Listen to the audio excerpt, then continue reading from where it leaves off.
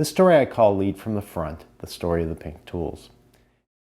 In 2010, I was working for a global ceilings manufacturer who was rolling out Lean to all their manufacturing locations all over the world.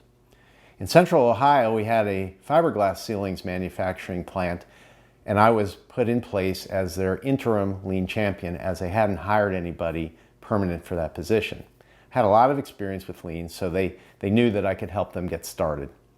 So we did a strategic planning session first, and the leadership team and I agreed that their first Kaizen event should be on a line that was critical to the plant, but could also showcase their first exceptional results. So we picked the line and we decided we'd do something relatively simple, which was a 5S event.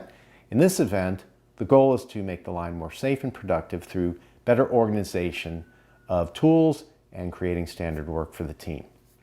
We seated the team with some of the best operators and mechanics and supervisors in the plant.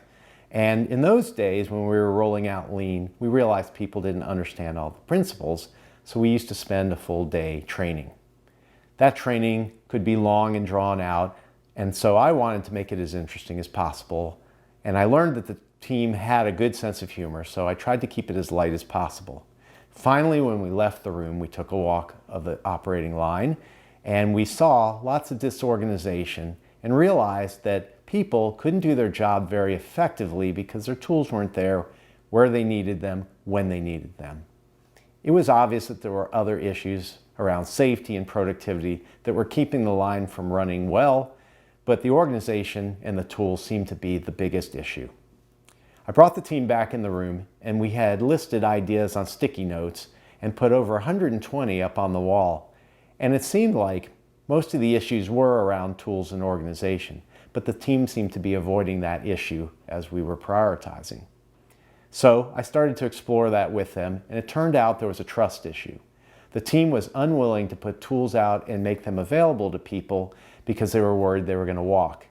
Even worse, there were contractors in the factory, and there was a belief that contractors were taking tools home with them at the end of the day.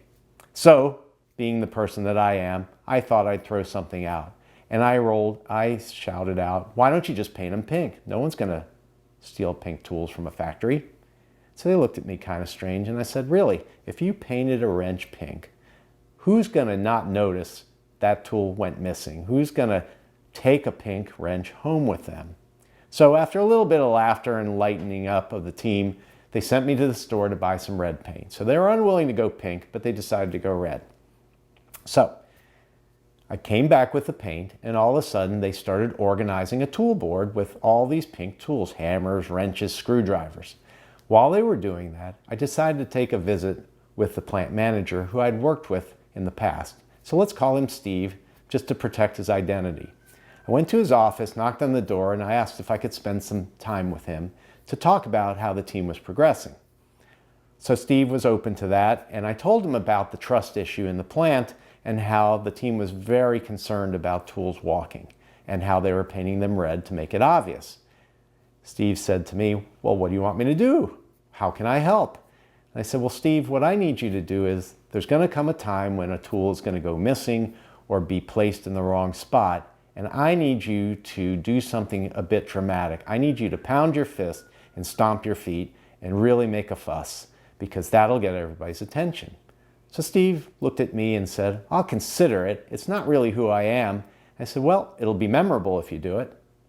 So by the end of the week, we had a really great organized line. Everything looked to be more efficient and safe, and the team was really proud as they reported out how critical the work was to them and how they needed leadership to ensure that tools would never go missing. So 2 months later, I was back in the plant helping another team work on their operating line. And as I was walking them to their line, I was called over by Bob, who had been an operator in the first Kaizen event. So when I was able to go over there, I had Bob show me what he was so interested in. Bob showed me his line that looked very organized, but then he took me over to the tool board. I said, "Bob, what are you showing me?"